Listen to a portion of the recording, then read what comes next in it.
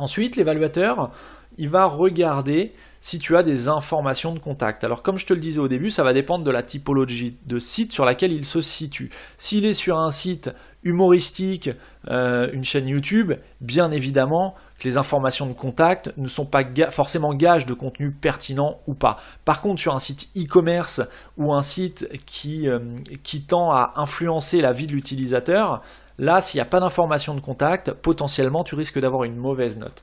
Ensuite, un autre critère, il va regarder ta réputation. Pour regarder ta réputation, l'évaluateur va faire des recherches sur Internet. Donc effectivement, c'est un travail manuel. Il va rechercher un petit peu sur Internet si tu es cité, si tu as des bons commentaires sur certains forums ou de mauvais commentaires, si tu as été cité dans des sites d'influence comme des journaux, comme une fiche Wikipédia par exemple. Bref, il va faire des recherches tout simplement et il va regarder un petit peu ce qui se dit à ton sujet. S'il ne se dit rien, c'est-à-dire tu es une petite entreprise, tu démarres, tu lances ton activité, il ne pourra rien en déduire. Ça, c'est écrit clairement.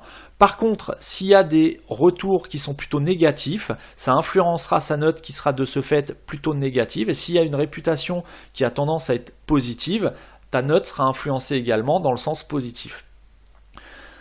Ce qui est intéressant dans les guidelines, c'est qu'on voit aussi, Google donne des exemples de pages de très pauvre qualité, de qualité moyenne et de très haute qualité. Alors j'ai fait un petit condensé des exemples qui sont donnés dans ce guide.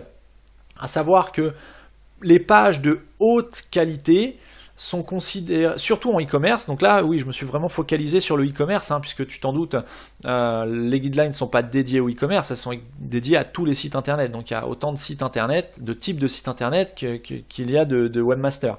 Donc voilà, pour un site e-commerce, on considère une page avec une note de haute qualité si par exemple tu as un contenu, on vient de le dire, en fait c'est assez rébarbatif, je répète tout le temps les mêmes choses, mais c'est vraiment des points sur lesquels les guidelines insistent dans le document, donc c'est vraiment des points sur lesquels il faut réfléchir, prendre du recul et voir si vraiment tu les respectes dans ta mise en application au quotidien sur ton site. Est-ce que tu as un contenu détaillé sur tes fiches produits? Donc, je ne vais pas refaire le speech dessus parce qu'on vient de le voir, mais voilà, vraiment un contenu détaillé, c'est très important, c'est écrit noir sur blanc dans les guidelines. Ensuite, est-ce que tu as un EAT élevé? Le AT, on va revenir juste après, je vais vous expliquer ce que c'est tout de suite, à savoir qu'il y a deux types de critères, pas deux critères, mais de concepts qui sont répétés dans ces guidelines, à savoir le concept de l'EAT, donc la lettre E, la lettre A, la lettre T, pour expertise, autorité et fiabilité. Donc en anglais, expertise, authority et trustworthiness. Tu excuseras mon accent, mais c'est des mots un petit peu technique. Et tu as le concept YM, YL pour Your Money, Your Life.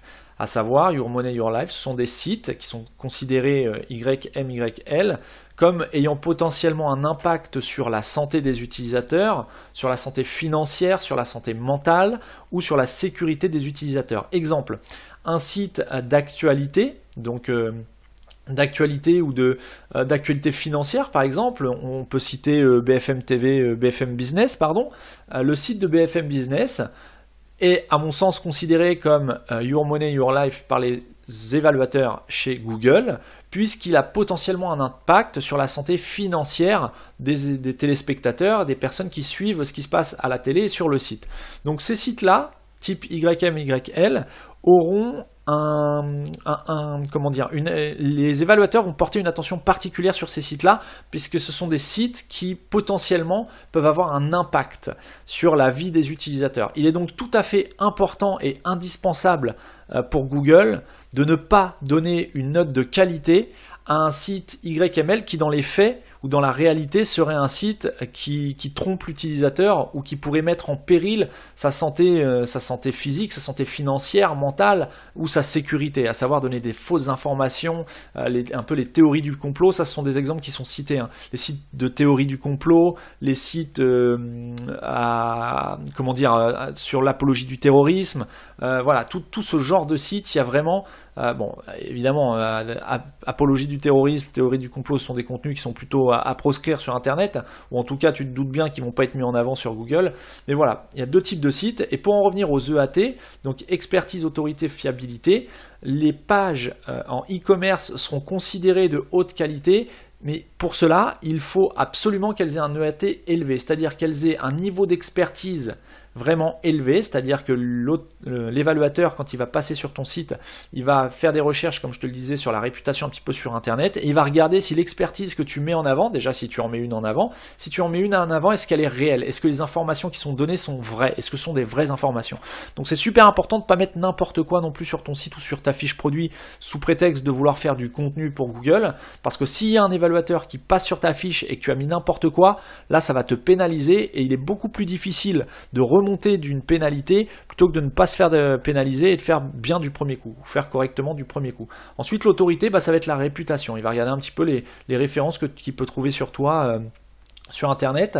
Et la fiabilité, c'est tout simplement, est-ce que tu es fiable? Est-ce qu'il y a de bons avis extérieur à ton site sur ton site ou sur les produits que tu commercialises, à savoir, pour en revenir aux avis clients dont on a parlé tout à l'heure, il y a les avis internes, les avis externes. Donc autant l'évaluateur ne va pas forcément tenir compte des avis internes, autant il va tenir compte de façon assez importante des avis externes. Les avis externes, ce sont les avis qui vont être laissés sur les forums, sur les chats, enfin sur des sites qui n'ont rien à voir avec ton site, pour être qui sont logiquement considérés comme un peu plus objectifs que ceux qui sont sur ton site, dans la mesure où on ne sait pas si sur ton site c'est toi ou si c'est ce sont de vrais clients qui ont laissé des avis. Malheureusement, il y a des personnes un peu malhonnêtes, aussi bien dans les clients qui vont faire de la fraude, mais aussi dans les e-commerçants qui vont vouloir tromper les utilisateurs en mettant de faux avis. Ça, c'est une pratique à proscrire. Je te déconseille fortement de le faire, tout simplement parce que déjà, tu n'es pas dans la bonne démarche.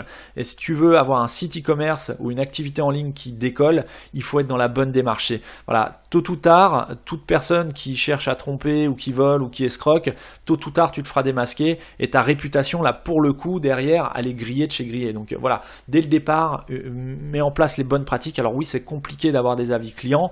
Les gens, une fois que tu as commandé, n'ont pas forcément le temps ni l'envie de laisser un avis, que ce soit positif ou négatif. Bon, en général, quand c'est négatif, là, ils prennent le temps. Quand c'est positif, tout va bien. Donc bon, ils reviennent pas forcément sur le site. Donc oui, c'est compliqué, mais il y a des techniques pour ça. On en reparlera dans d'autres épisodes. Mais voilà, tout ça pour dire, faut vraiment être dans la bonne démarche.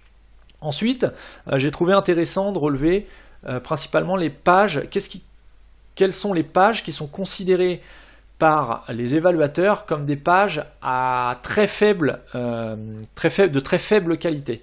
Donc c'est par exemple du contenu erroné ou pauvre. Si tu mets des choses qui sont fausses sur ton site, on vient de le voir, tu auras potentiellement une note très basse. Ça, c'est écrit noir sur blanc dans les guidelines. Ensuite, si l'expérience utilisateur qui est mise en place sur ton site est médiocre, c'est-à-dire qu'on ne peut pas trouver le contenu facilement, il faut faire 50 clics pour arriver à l'information. Voilà, si c'est trop compliqué, s'il n'y a pas eu d'attention particulière portée sur l'expérience utilisateur, sur la navigation, sur un minimum l'esthétisme du site ou la facilité de compréhension de ce que tu proposes, potentiellement tu auras une page jugée comme de très basse qualité, très faible qualité.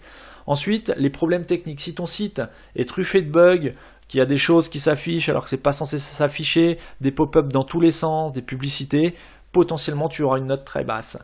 Le contenu volé, donc ça c'est du contenu qui a été pris, que ce soit en totalité ou partiellement. Si tu as repris du contenu présent sur un autre site internet qui en est à l'origine, potentiellement tu auras une note très basse. Je fais une petite parenthèse sur ce contenu volé. Parce que sans même le savoir, tu as peut-être volé du contenu sans en avoir conscience. Je m'explique. Si tu vends les produits d'un fournisseur commun à d'autres boutiques en ligne, souvent, ces fournisseurs t'envoient une image produit, un prix produit, une description produit, éventuellement les caractéristiques. Le problème, c'est que le e-commerçant qui, lui, en toute bonne foi, veut mettre à disposition le produit sur son site, va recopier tout simplement la description du produit.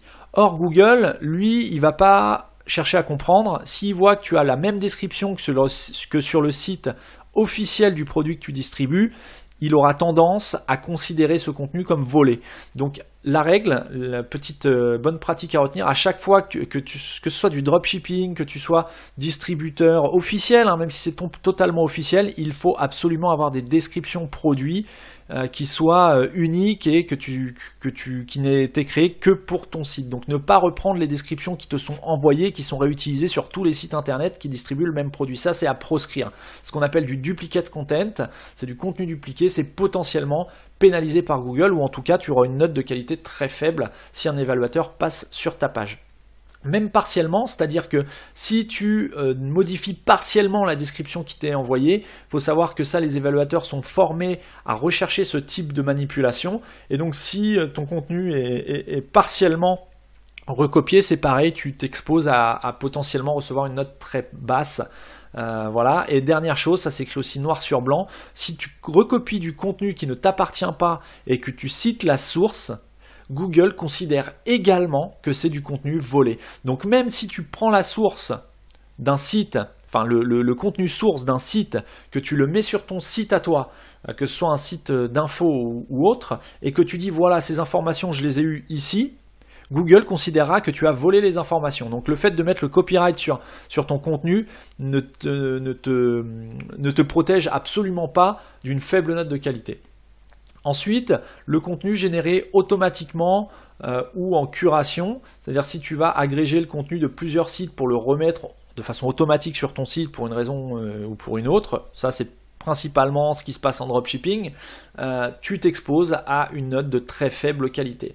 Et enfin, on s'en doute, mais c'est quand même intéressant de le rappeler, les pages malveillantes, les virus, si tu as un malware ou un virus sur ton site internet, potentiellement, tu t'exposes à avoir une note dégradée par un évaluateur, même par l'algorithme, de façon algorithmique aussi également. Alors, je voudrais faire une parenthèse sur ces pages malveillantes, ces virus. Comment je peux avoir une page malveillante? Eh bien, tu peux avoir une page malveillante ou un virus dans le code source de ton site, sans même peut-être en avoir conscience, puisqu'évidemment, si tu cherches, si tu es un escroc de base, effectivement, je considère que tu ne fais pas partie de mon audience, donc voilà, ce ne sont pas le genre de personnes que je cherche à aider. Par contre, si tu es une personne de bonne foi, que tu cherches à faire du e-commerce dans les règles de l'art, que tu es quelqu'un d'honnête et que tu cherches simplement à progresser, trouver des astuces, les meilleures techniques marketing, eh bien peut-être que tu as une page malveillante sur ton site, tout simplement si tu t'es fait hacker, pirater, de façon totalement, discrète, c'est-à-dire qu'un hacker va pas forcément casser ton site dès qu'il va s'introduire dans ton code source, il peut simplement mettre des petits virus à droite à gauche de façon à récolter des informations sur tes utilisateurs de façon totalement transparente, c'est-à-dire que tu vas pas t'en apercevoir. Lui, Google, s'il s'en aperçoit, tu t'exposes à une note de qualité très basse. Donc voilà, tout ça pour dire, le piratage, c'est un vrai fléau sur Internet, il faut s'en protéger, il y a des solutions, notamment tenir son hébergement à jour, travailler avec un hébergeur de qualité ou un prestataire dont tu sais qu'il a des bonnes pratiques en termes d'hébergement. Est-ce que ton serveur est à jour? Est-ce que ton site est correctement maintenu? Est-ce que tu ajoutes des modules un petit peu n'importe comment, ou est-ce que tu fais appel à un professionnel pour ajouter des modules? D'où viennent ces modules? Est-ce qu'ils viennent d'une plateforme certifiée comme PrestaShop Add-on, ou est-ce que tu les trouves un petit peu n'importe où sur Internet, ou encore pire sur les forums? Ne jamais installer de modules que tu aurais trouvé sur un forum, encore moins en peer-to-peer. Ne télécharge pas de modules. En peer-to-peer, c'est souvent des modules qui sont piratés, qui sont hackés, c'est-à-dire pour économiser la licence du module, tu vas aller chercher un petit peu comme ça se faisait avant sur les films et les musiques, tu vas aller chercher le module, tu vas payer 39 €, tu vas avoir ton module gratuitement, sauf que, attention, dans ce module que tu vas obtenir, le code source, tu n'as aucune information sur la légitimité du code source, et peut-être qu'il y a un malware dessus, tu n'en sais absolument rien. Donc ça, c'est vraiment à proscrire. N'installe pas de modules qui viennent de n'importe où, de peer-to-peer, de forums d'échange de trucs ou je sais pas quoi. Non, faut vraiment paye la licence. De toute façon, on en revient toujours au même, on tourne un petit peu en boucle, mais on en revient toujours au même. Si tu as une activité de e-commerçant et que tu veux une activité pérenne dans le temps, il faut vraiment mettre en place les bonnes pratiques, à savoir prendre les licences pour les modules, héberger correctement ton site, mettre du contenu de qualité. Voilà, c'est tout un ensemble de choses qu'il faut absolument t'efforcer de mettre en place au quotidien. C'est une routine que tu dois, et une logique que tu dois appréhender, si c'est pas déjà le cas. Et donc voilà, tout ça pour dire, il y a des choses à faire, des choses à ne pas faire. Et donc voilà pour ce résumé de la première partie des guidelines. Je vais tenter de faire dans le prochain épisode la deuxième partie, la troisième partie, etc. des guidelines pour que tu puisses voir. Et une fois qu'on aura terminé la traduction des guidelines, dis-moi si ça t'intéresse qu'on mette à disposition cet ouvrage. Dis-moi en commentaire si tu souhaites recevoir ça. Si tu souhaites recevoir les guidelines, on verra comment on peut procéder. Tu peux retrouver le résumé de l'épisode sur le site marketing301.net. En attendant, je te souhaite une bonne journée ou une bonne soirée. Je te dis à bientôt dans le prochain épisode.